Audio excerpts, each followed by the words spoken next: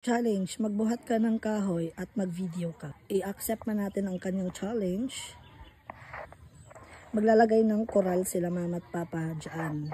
Kumbaga parang bakod. Maglalagay siya ng bakod. So mga din talaga kami ng kahoy. At mag-video ako na binubuhat ko ang kahoy. Siguro mabigat yun. Pero let's go. Hi kasanggaan, dito kami ngayon sa bundok. Charot. Hindi. Kami ay mangunguha ng kahoy. Dahil gagawing upuan ni Papa. Yun. So kung makikita nyo kawayan yan. And ayan yun, chismis. Habang naglalakad.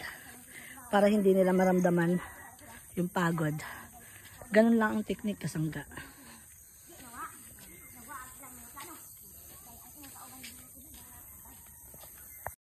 So ito tayo ngayon kasangga. Sa bundok, no? Maaga pa. 6 pa lang is dapat gising ka na. Ayan. So hindi pa ako nakakapag-video ng nagsasalita talaga. Dahil hindi ko alam kung anong tutorial or mga video yung gagawin ko. Nahirapan pa akong mag-set up. So andito tayo sa sa madamo na lugar. Papakita ko sa inyo yung pupuntahan namin. And ang ganda dito kasangga kasi bawat bahay may gulay. Oo. Parang ito. Ayan yung bahay, tas ayun yung mga gulay niya. So, diba? Okay lang dito.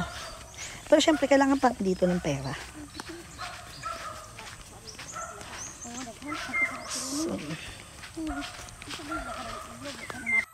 Kasangga ito yung kamuting kahoy na maliliit pa.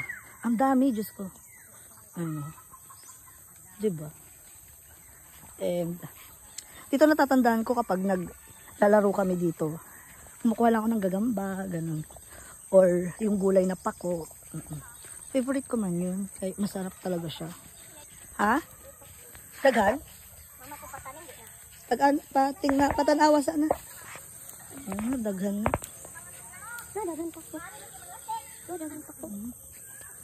Ay guys, at mayroon ditong kuan. Liguan.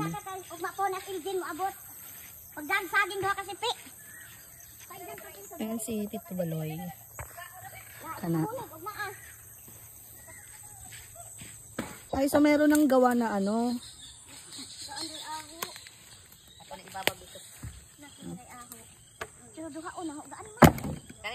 Asa?